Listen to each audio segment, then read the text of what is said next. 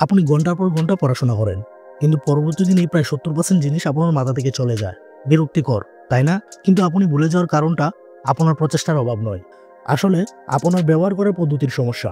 আজ আমরা জানবো এমন 5টি বিজ্ঞানসম্মত কৌশল যা জাপানি শিক্ষার্থীরা ব্যবহার করে স্মার্টভাবে পড়াশোনা করে। অ্যাক্টিভ রিকল হলো একটি প্রমাণিত ও কার্যকর পড়াশোনার কৌশল যা আপনার মস্তিষ্ককে তথ্য দীর্ঘমেয়াদে মনে রাখতে সাহায্য করে। সাধারণত আমরা পড়ার সময় শুধু পড়ি বা হাইলাইট করি, যা মস্তিষ্কে তথ্য সংরক্ষণে খুব একটা সহায়ক নয়। অ্যাক্টিভ রিকল পদ্ধতিতে আপনি পড়ার পর বই বন্ধ করে নিজেকে প্রশ্ন করেন এবং সেই প্রশ্নের উত্তর দেওয়ার চেষ্টা করেন। এই প্রক্রিয়ায় মস্তিষ্ক তথ্য পুনরুদ্ধার করতে বাধ্য হয়, ফলে স্মৃতিশক্তি উন্নত হয়। ধরুন, আপনি একটি অধ্যায় পড়েছেন, পড়া শেষ করার পর বই বন্ধ করে নিজেকে জিজ্ঞাসা করুন, এই অধ্যায়ে কি কি গুরুত্বপূর্ণ পয়েন্ট ছিল। এরপর কালি কাগজে তা লিখে ফেলুন।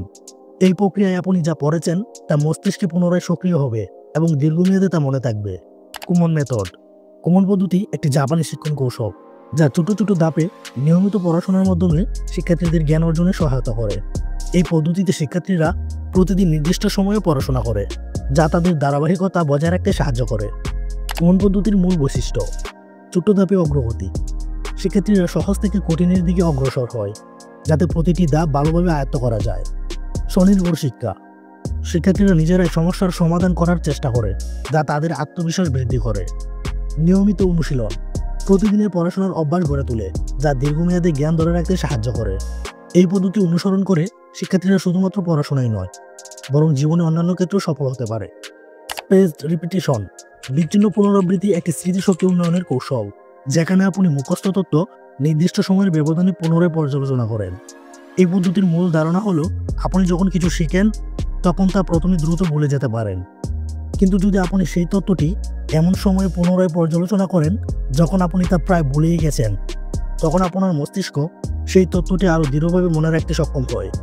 এই পদ্ধতিতে আপনি প্রথমে নতুন তথ্য শিখবেন, তারপর তা 1 দিন পর, 3 দিন পর, 1 সপ্তাহ পর এবং 1 মাস পর পুনরায় পর্যালোচনা করবেন। প্রতিবার আপনি যখন তথ্যটি পুনরায় পর্যালোচনা করবেন, তখন তা আপনার দীর্ঘমেয়াদী স্মৃতিতে আরও দৃঢ়ভাবে সংরক্ষিত হবে। কাইজেন। প্রতিদিন 1% উন্নতির সহজ পথ। কাইজেন একটি জাপানি শব্দ, যার অর্থ হলো ভালো পরিবর্তন বা ধারাবাহিক উন্নতি। এই দর্শনটি আমাদের শেখায় যে প্রতিদিন ছোট ছোট উন্নতি আমাদের জীবনে বড় পরিবর্তন আনতে পারে। ধরুন, আপনি প্রতিদিন মাত্র 1% করে উন্নতি করছেন। প্রথমে এটি খুব সামান্য মনে হতে পারে, কিন্তু মাস শেষে এই ছোট্ট পরিবর্তনগুলো মিলিত হয়ে বড় ফলাফল দেয়। যেমন প্রতিদিন 1% উন্নতি করলে 30 দিন শেষে আপনি প্রায় 30% উন্নতি করতে পারবেন। পড়াশোনায় গভীর মনোযোগের জন্য পরিবেশ তৈরি করুন। জাপানি সংস্কৃতিতে সু শব্দটির মানে হলো গভীর মনোযোগ বা একাগ্রতা। যখন আপনি কিছু শিখতে চান, তখন আপনার চারিপাশের পরিবেশও সেই মনোযোগী সহায়তা করতে পারে। নিরিবিলি স্থান বেছে নিন। পড়াশোনার জন্য এমন একটি স্থান নির্বাচন করুন যেখানে কম শব্দ ও ব্যাঘাত থাকে। পরিষ্কার ও গোছানো পরিবেশ। আপনার পড়ার স্থান পরিপাটি ও পরিষ্কার রাখুন। গোছানো পরিবেশ মনোযোগ বাড়াতে সাহায্য করে। নির্দিষ্ট সময় নির্ধারণ করুন। প্রতিদিন একটি নির্দিষ্ট সময়ে পড়াশোনা করুন। নিয়মিত সময়ে পড়াশোনা করলে মস্তিষ্ক সেই সময়ে মনোযোগী হতে অভ্যস্ত হয়। প্রয়োজনীয় উপকরণ প্রস্তুত রাখুন। পড়াশোনার জন্য প্রয়োজনীয় বই, নোট, কলম ইত্যাদি আগে থেকে প্রস্তুত রাখুন, যাতে পড়াশোনার সময় কোনো ব্যাঘাত না ঘটে। বিভ্রান্তি দূর করুন। পড়াশোনার সময় মোবাইল ফোন বা অন্যান্য বিভ্রান্তিকর উপকরণ থেকে দূরে থাকুন, এতে মনোযোগ বজায় রাখতে সাহায্য হয়।